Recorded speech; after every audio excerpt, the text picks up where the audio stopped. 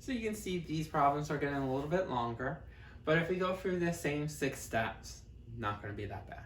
So we always know that you're going to read the problem going from left to right. So let's read. Twice the number is added to 7, and this sum is triple. The result is 9. Great. So we're going to look for any danger words, and notice I didn't say the word from or than. You can double check, speed read. Notice that we don't have the word from and than, so we can skip step 1. Step 2, see if there's anything that says odd number, the number, some number, and we see it here. So take that phrase, cross it out, write it as a variable x. Third step, look for any key buzzwords. Is there any words that represent some type of operation? Start from the beginning, and notice we have the word twice. Twice just means multiplied by 2. So if you see the word twice or doubled, their operation is multiplication. So think of this as 2 times. Okay? Is added. That's another operation symbol. Is added to addition symbol. If you want to take care of the 7 right now and write it as a digit instead of a word, we can. Cross it out, put it as a 7. We have the word this sum. So we know that sum is going to be addition. Is tripled. That means we're going to multiply by 3. The result is, we know that's our equal sign, and 9 we can write as a digit. So most of those phrases and words are canceled out. Next, do we have the word and? Yes. Now the question is, what type of and? Do we have the and that's by itself? What I mean by itself is that it's between a variable and a constant. Or do we have an and that says and this operation? So it's and with an operation word. So let's see. Here's your plus. What is in front of it? A number. What is after the word and? An addition symbol. Remember, we said to be in a plain and, it has to be between 2 letters or 2 numbers, not between 2 operation symbols. So it's not a plain and. It is this type of and. The word and this operation. Okay? Because what's in front of the and is a number. What was behind the and? Not another number, not a variable, but an operation. So when you have and with an operation, let's figure out what we have to do. It says that this acts as a set of parentheses around the operation part of the problem.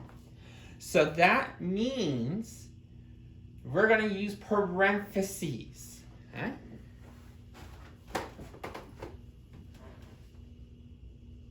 We're not going to have a plus sign.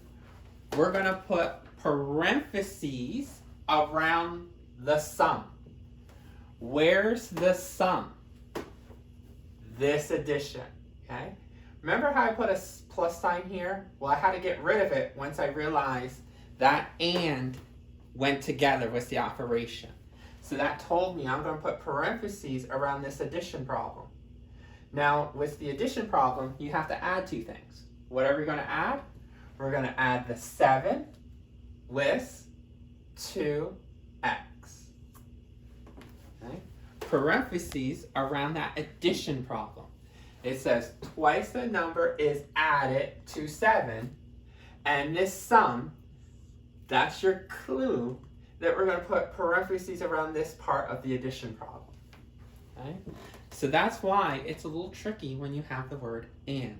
You got to pay attention. Is it a placeholder or is it going to act as a set of parentheses? Now that we know this is parentheses, I'm going to rewrite 2 times x. Now remember, I don't like to use the multiplication symbol when I write out an equation. We know that we can write 2 times x as 2x. It understands as 2 times x without the operation symbol. Plus 7. And this sum, this is going to be times by 3, triple. Now, do you want to put the 3 in the back? That's up to you. I prefer to take anything that I'm going to distribute, and instead of putting it in the back, put it in the front. The reason why I can do that is because you know multiplication is commutative. It doesn't matter if I do 3 times 5 or 5 times 3.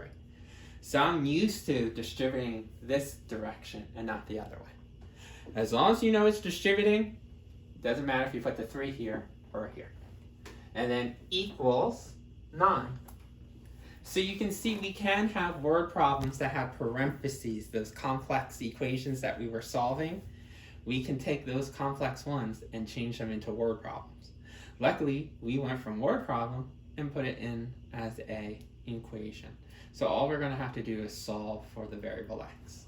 You should know that. Do your steps.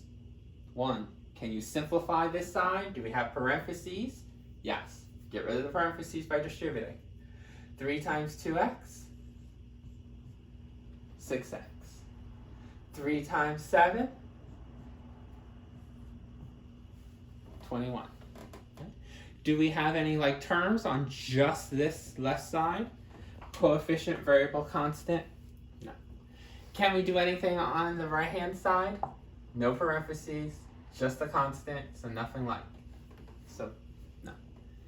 The next step that you want to do is then subtract 21 on both sides. These cancel out, so you get 6x. And then 21 and a 9. Remember, one's positive, one's negative. So we know we're going to have to subtract. When we subtract, we're going to get a negative 12. Remember, who wins? 21 players or 9 players? Team negative, 21 players. And then get x by itself. Divide both sides by 6. So you get x equals negative 2. And so it's a little tricky because we had the other type of and, but everything else was just the same.